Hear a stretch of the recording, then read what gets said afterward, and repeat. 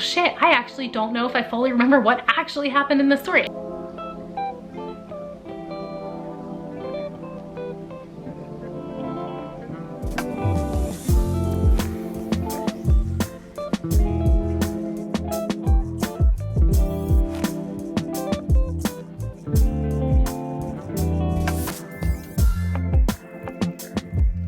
Hello and welcome. If you're new here, my name is Tina and I am a former upper elementary school teacher who has transitioned into working in corporate America, most specifically ed tech sales, and I love what I do. And something else about me is that I love to read. And now that I am no longer in the classroom, I can share all about the fun books that I read, because I do tend to read some pretty risque books.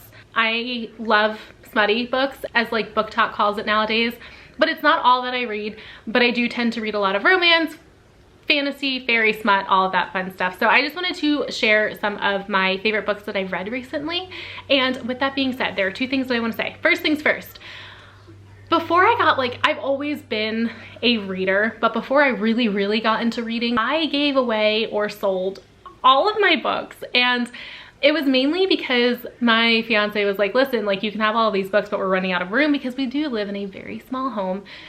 So I sold or gave away tons of books. I do have a pile here, but most of them are just gonna be like a little clip art here because I don't have them to hold and show you. That's the first thing. Second thing, these are in no particular order of least to most favorite or anything like that. They are just in the order that either they popped into my head when I was thinking of curating this list, or the order that I saw them in Goodreads. I think there ended up being 10. I really didn't have a set number that I was going for. It was just my top books for last year.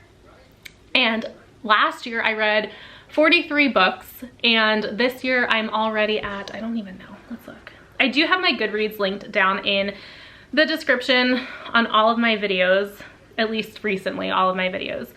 This year I've already read 18. So yeah, without further ado, let's jump into my favorite books of 2023. I know it's almost March, or actually by the time this goes up, it is March, but that's okay. That's how things go around here. I am going to start with the book that took me most by surprise, which is Winter Garden by Kristen Hanna.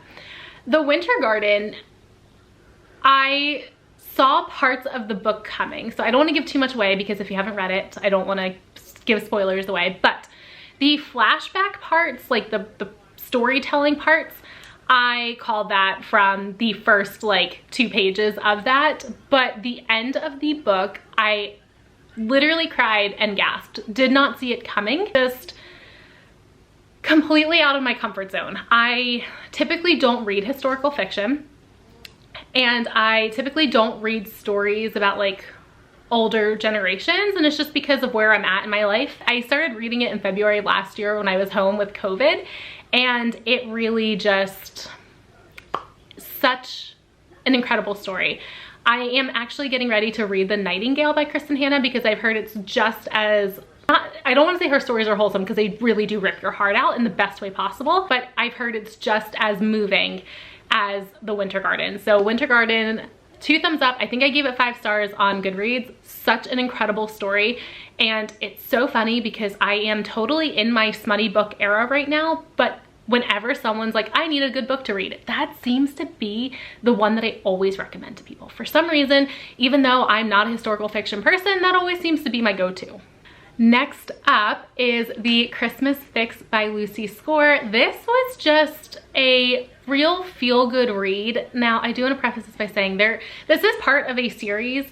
I actually have the first one up on my shelf over there, and it's called Mr. Fixer-Upper.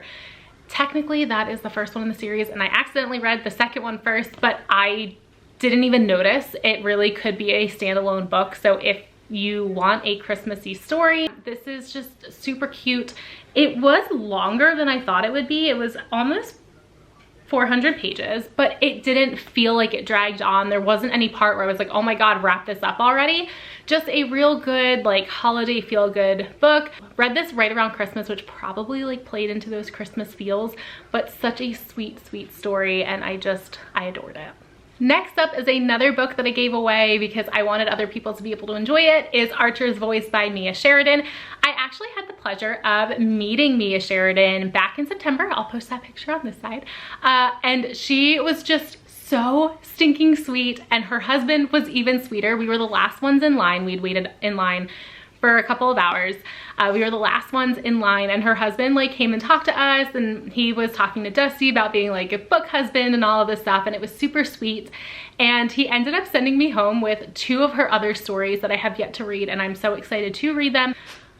I honestly took a hiatus in the middle of reading this book because it's heavy but sweet. There's a lot of like emotional investment that goes into this story, and I did cry, I did tear up, and it was just a lot of heavy content in it. There may be some trigger warnings in it. I would definitely look into that if you plan to read this. And I loved it. I love reading stories that bring in real world problems. I love the light that it brings to heavy, difficult situations that people unfortunately do go through.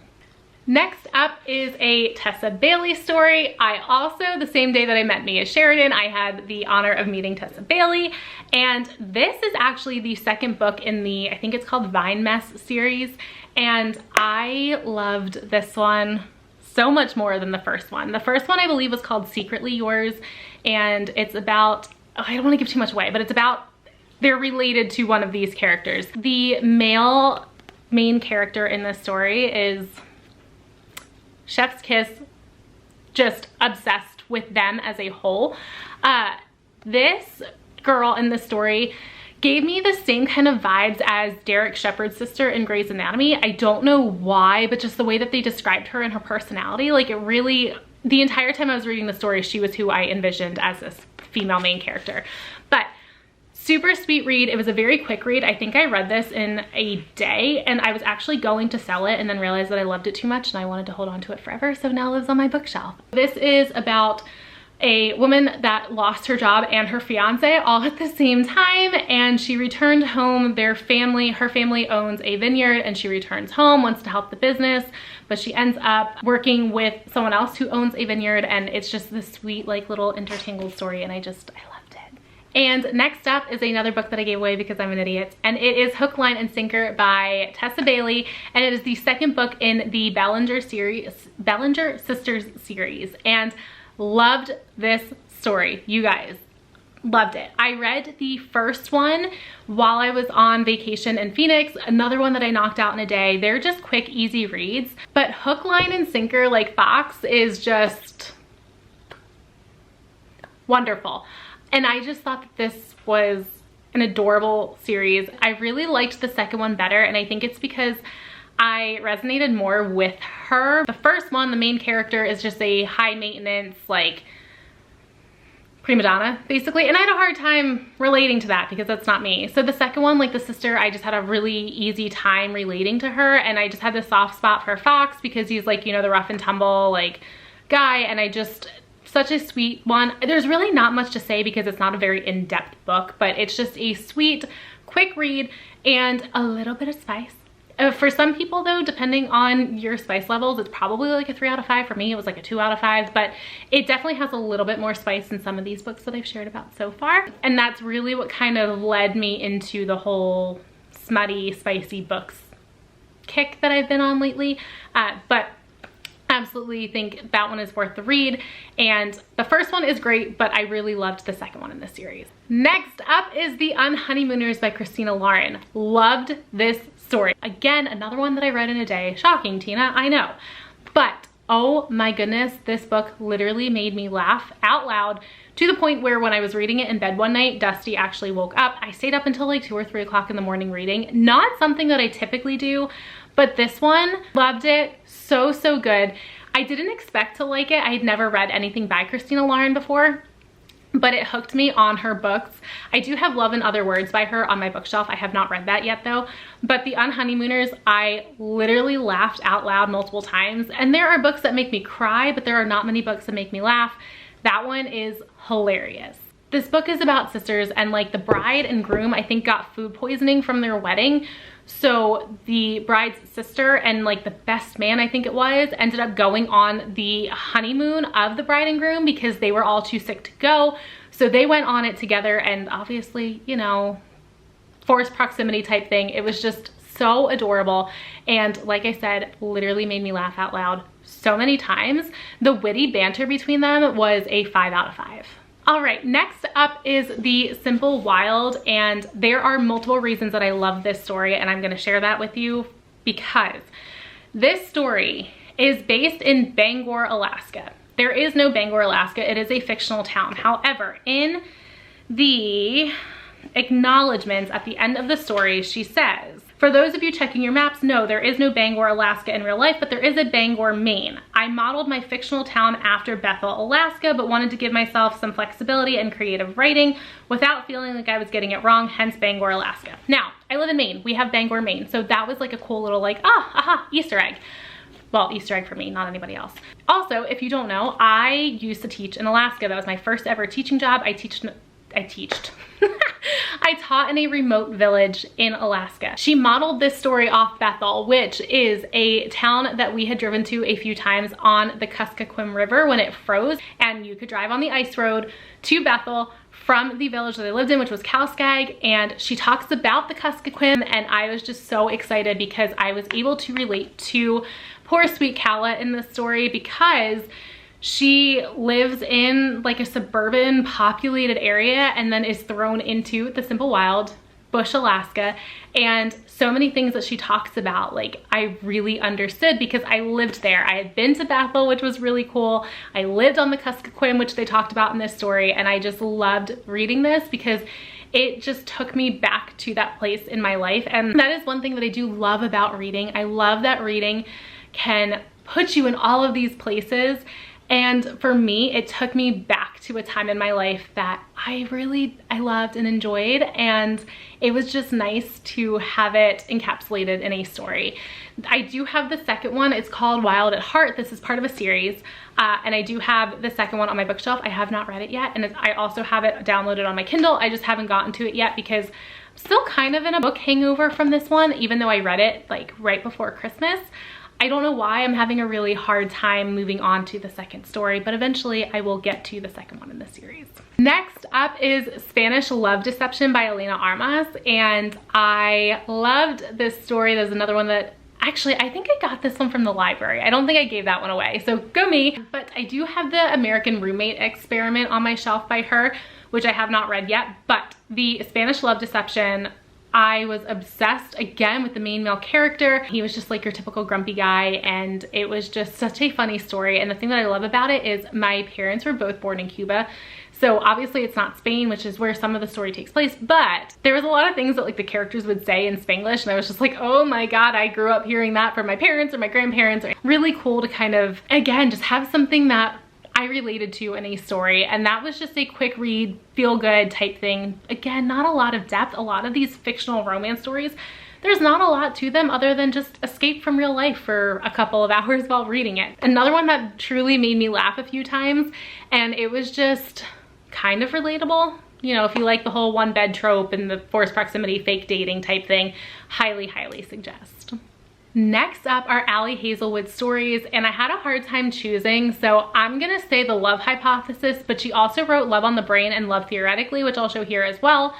All fantastic reads. They really highlight the trials and tribulations of women working in STEM, but they're also just women working in male-dominated fields, but like highlighted lightly and put into a love story. So they are just very easy quick reads. I read each of them in like maybe a day or two.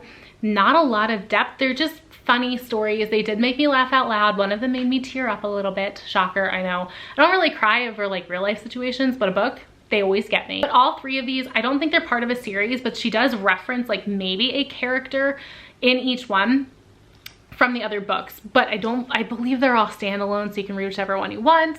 But they are quick, easy lifts that you don't really like, they don't take a lot of brain power, but they're feel good. They are a little bit spicy. I would rate them a 1 out of 5, but I read some pretty messed up books, so you guys might rate them like a 2.5 or 3. There's just a little bit of spice. They're not closed door, but they're not straight smut either.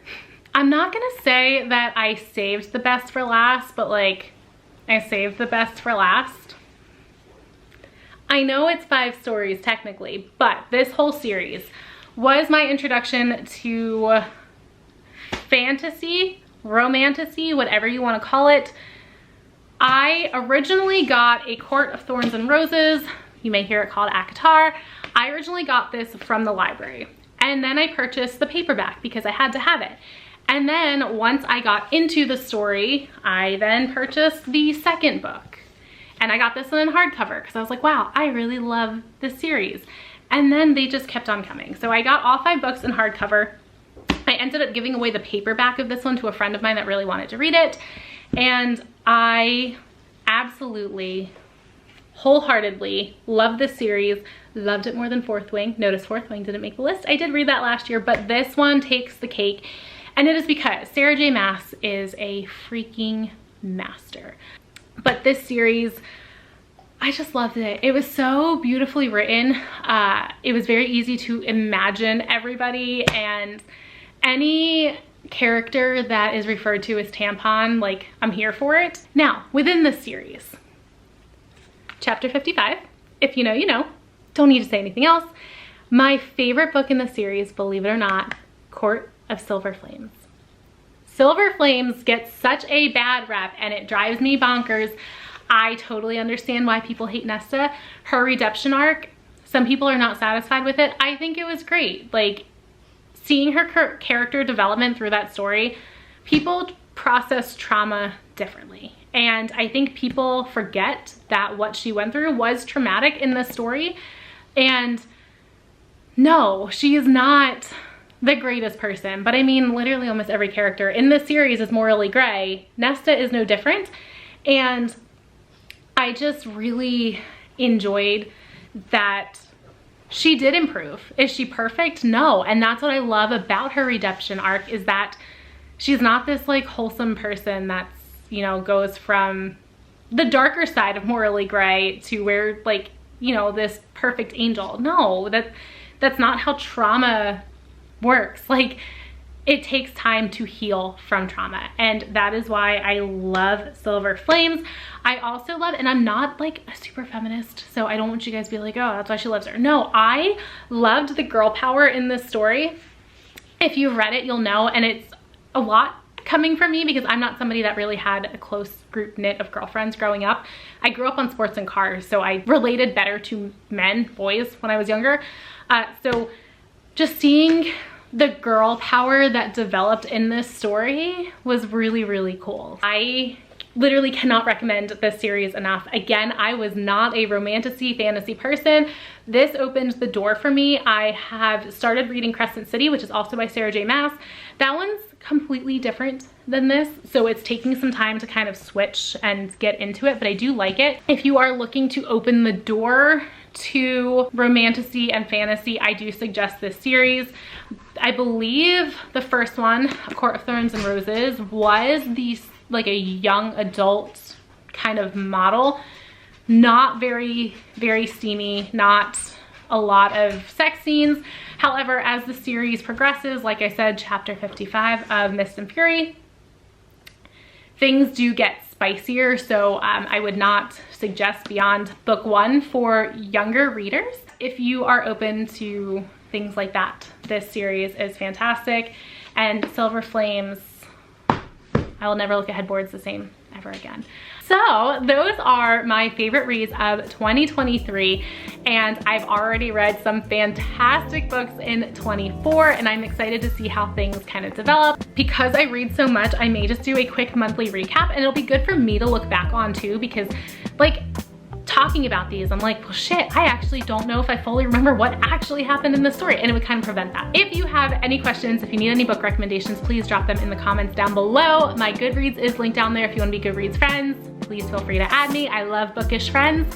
And as always, thank you so much for watching. Thank you so much for your support, and I'll catch you guys in the next one.